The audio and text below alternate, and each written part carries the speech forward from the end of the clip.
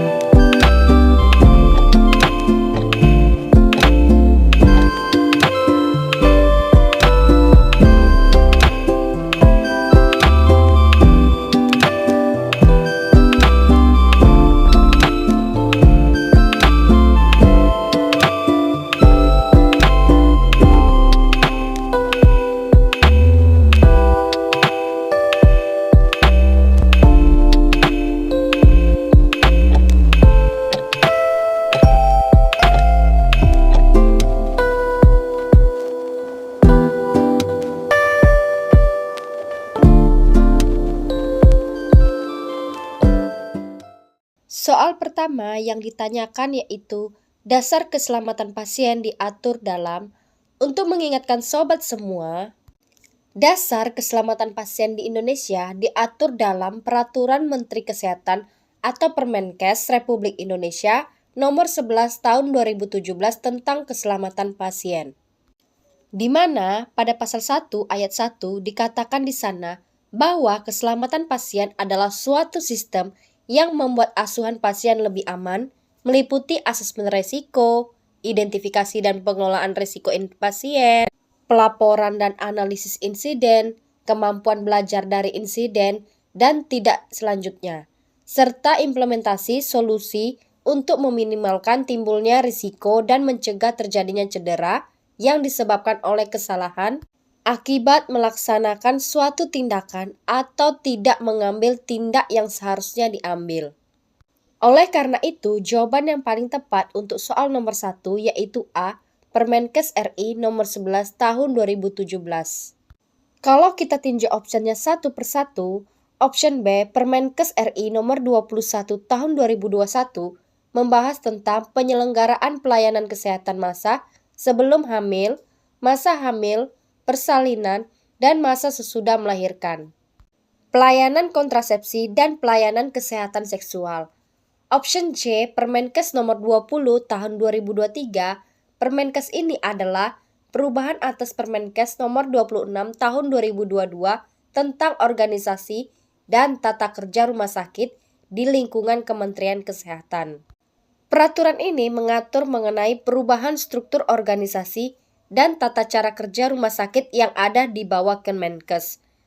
Sedangkan option D Permenkes nomor 17 tahun 2024 mengatur tentang perubahan kedua atas Peraturan Menteri Kesehatan Nomor 14 Tahun 2021 tentang standar kegiatan usaha dan produk pada penyelenggaraan perizinan berusaha berbasis risiko sektor kesehatan, dan option yang E, Permenkes nomor 19 tahun 2024 membahas tentang penyelenggaraan pusat kesehatan masyarakat atau puskesmas. Lanjut ke soal nomor 2. Soal nomor 2 yang ditanyakan adalah, menurut Permenkes Republik Indonesia nomor 11 tahun 2017, sasaran keselamatan pasien terdiri dari 6 SKP. Nah, sasaran keselamatan pasien yang keempat adalah, jadi sasaran keselamatan pasien terdiri dari 6 SKP atau 6 sasaran keselamatan pasien. Keenam sasaran tersebut adalah sebagai berikut ini. Sasaran keselamatan pasien pertama adalah mengidentifikasi pasien dengan benar. Sasaran keselamatan pasien kedua yaitu meningkatkan komunikasi yang efektif. Sasaran keselamatan pasien ketiga yaitu meningkatkan keamanan obat-obatan yang perlu diwaspadai. Sasaran keselamatan pasien keempat yaitu memastikan lokasi pembedahan yang benar, prosedur yang benar, pembedahan yang benar. Sedangkan sasaran keselamatan pasien kelima ada yaitu mengurangi resiko infeksi akibat perawatan kesehatan.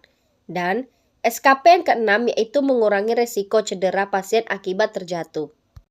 Sudah jelas ya, SKP atau sasaran keselamatan pasien yang keempat yaitu memastikan lokasi pembedahan yang benar, prosedur yang benar, dan pembedahan yang benar. Oleh karena itu, jawaban yang paling tepat untuk soal nomor 2 yaitu E. Lanjut ke soal nomor 3.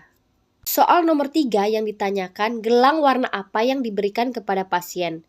Bisa kita lihat di paparan soal, pasien memiliki riwayat alergi terhadap antibiotik. Oleh karena itu, warna gelang yang tepat untuk menginformasikan bahwa pasien tersebut memiliki alergi terhadap obat tertentu yaitu A, warna merah. Kalau kita tinjau optionnya satu persatu, option B, gelang warna kuning, digunakan untuk mengidentifikasi pasien dengan risiko jatuh tinggi. Seperti pasien dengan lanjut usia, pasca operasi, atau pasien dengan gangguan keseimbangan, atau juga dengan penurunan kesadaran. Tindakan ini digunakan agar tenaga medis dapat memberikan pengawasan dan perhatian ekstra untuk mencegah jatuh. Option C, gelang warna ungu, digunakan untuk pasien dengan status DNR atau do not resuscitate. Atau jangan lakukan resusitasi. Ini berarti pasien tersebut atas kesepakatan dengan dokter dan keluarga tidak ingin menerima tindakan resusitasi. Seperti CPR jika nantinya terjadi kondisi henti jantung atau henti nafas.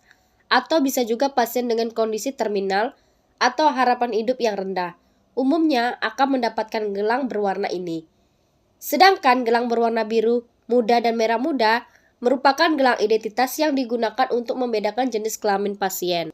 Gelang biru muda digunakan untuk pasien laki-laki, sementara gelang merah muda atau pink digunakan untuk pasien perempuan. Lanjut ke soal nomor 4. Soal nomor 4 yang ditanyakan tentang kapan dilakukannya komunikasi SBAR. Penerapan peningkatan komunikasi efektif di pelayanan kesehatan dilaksanakan dengan pendekatan komunikasi SBAR, situation, background, assessment, dan recommendation. Tujuan penerapan komunikasi SBAR ini untuk mencegah terjadinya kesalahan informasi. Komunikasi SBAR dilakukan saat handover atau timbang terima pasien, kondisi pasien yang memburuk, pelaporan kondisi pasien ke dokter, atau tim kesehatan lain dan komunikasi penting lainnya yang membutuhkan perhatian segera dari tim kesehatan. Oleh karena itu, komunikasi SBAR tepat dilakukan pada saat E. Serah terima pasien. Handover atau serah terima pasien adalah proses pertukaran informasi klinis mengenai kondisi pasien secara menyeluruh dan akurat antar tenaga kesehatan seperti perawat atau dokter, dari satu shift ke shift lain, atau tim ke tim lain. Lanjut ke soal nomor 5. Soal nomor 5 ini yang ditanyakan mana dari option yang tergolong elektrolit pekat yang perlu diwaspadai. Untuk mengingatkan sobat semua, obat yang perlu diwaspadai atau dikenal dengan istilah obat-obatan HAM atau High Alert Medication adalah obat-obatan yang berisiko tinggi yang menyebabkan cedera serius atau kematian jika tidak digunakan secara tepat. Ada beberapa kategori obat yang memerlukan kewaspadaan tinggi, salah satunya di antara golongan elektrolit pekat. Golongan elektrolit konsentrat apabila digunakan dengan salah dapat mengakibatkan aritmia jantung atau henti jantung. Yuk kita bahas opsinya satu persatu. Option A, asam mefenamat dan asam tranexamat merupakan obat lasa atau look alike sound alike, yang merupakan obat-obat yang terlihat dan terdengar mirip, namun fungsi dari dua obat ini berbeda. Berarti option A salah ya. Option B, Xanax dan Zantac. Ini juga termasuk obat lasa, berarti option B juga salah. Option C, MgSO4 20% dan KCl, benar ya. MgSO4 20% dan KCl merupakan obat-obatan yang perlu diwaspadai, di mana dua obat ini merupakan obat tergolong elektrolit pekat. Sedangkan option D dan E memang termasuk obat yang perlu diwaspadai atau HAM, tapi tidak tergolong elektrolit pekat. Lidocaine dan amiodaron tergolong obat anti-aritmia. Sedangkan Novorapid, Lantus tergantung obat anti-diabetik. Oleh karena itu, jawaban yang paling tepat untuk soal nomor 5 adalah C, MgSO4 dan KCl. Bagaimana sobat semua? Sudah ada gambaran ya tentang soal-soal keperawatan, area praktik keperawatan profesional, khususnya pasien safety. Jangan lupa like, share, subscribe channel Cahaya Belajar Bersama, komen materi apa atau contoh soal apa lagi yang akan kita bahas di video selanjutnya. Mohon maaf apabila ada salah-salah kata, pengetikan, atau kekurangan dari segi materi. Sampai jumpa di next video. Bye-bye.